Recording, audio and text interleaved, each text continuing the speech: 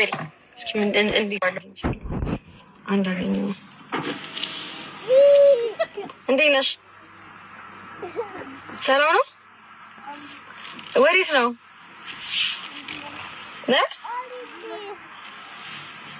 እሺ ፈራሁኝ። አይኔ ጉዴ ፈልጊ።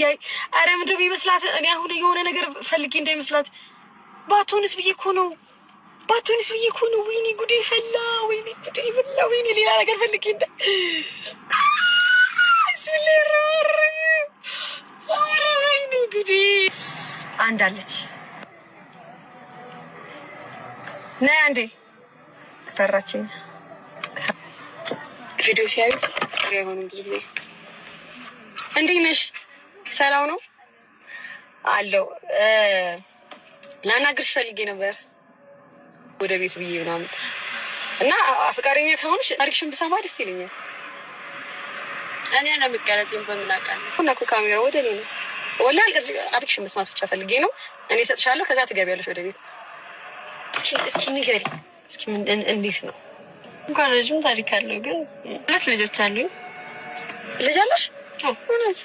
ወጣት ነሽ በጣም ወላሂ። እሺ አንዱ ልጄን ያው በፍቅር አብሬ ከቆየሁት ልጅ ነው የወለድኩት። እና ከወለድኩት በኋላ ያው ወንዶች ካደኝ። እኛው ልጄን ደግሞ እዚህ በዚህ ስራ ነው ልጅ ማለት የማላውቀው ሰው ነው። ሰው የተሳሳትኩት ግን ሰውየውን በደንብ አላውቀውም። አንድ ቀን ያገኘሁት ሰው ነው። ትንሽ ልጆች አሉ። እግዚአብሔር ይመስገን። ባልጋ ቤት ነው።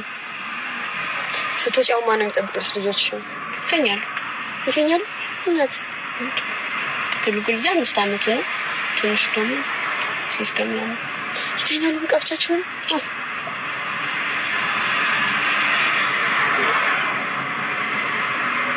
ይፋል አይደል? ሁሉ ነገር ለበጎ ነው አይደል?